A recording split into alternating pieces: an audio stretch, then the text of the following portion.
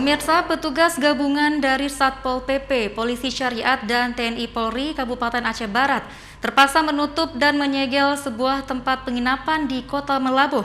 Penyegelan tempat penginapan ini usai adanya temuan praktik prostitusi yang dikendali langsung oleh pekerja Wisma. Puluhan petugas gabungan dari Satpol PP, Polisi Syariat Islam dibantu polisi terpaksa menyegel sebuah wisma di Jalan Sultan Iskandar Muda, Kota Melabuh, Kabupaten Aceh Barat.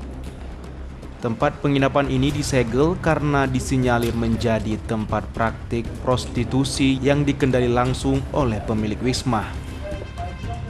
Selain menyegel penginapan kelas melati ini, sebanyak 4 orang turut diamankan petugas. 2 pelaku prostitusi dan 2 orangnya lagi pengelola wisma yang diduga sebagai mucikari dan penyedia tempat prostitusi.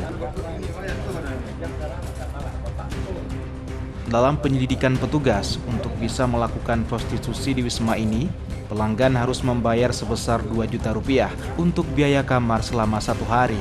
Tak hanya itu, jam untuk melakukan perbuatan asusila tersebut juga telah diatur oleh pengelola penginapan. Ini terkait kejadian beberapa malam yang lalu ada tindakan pelanggaran syariat Islam, khalwat dan istijad ya. Di hotel ditemukan 1 pasang mesum, beberapa barang bukti lain beserta pengelola yang diduga melakukan transaksi prostitusi online. Sebelumnya wisma ini sempat digerebek petugas dan warga karena adanya praktik prostitusi.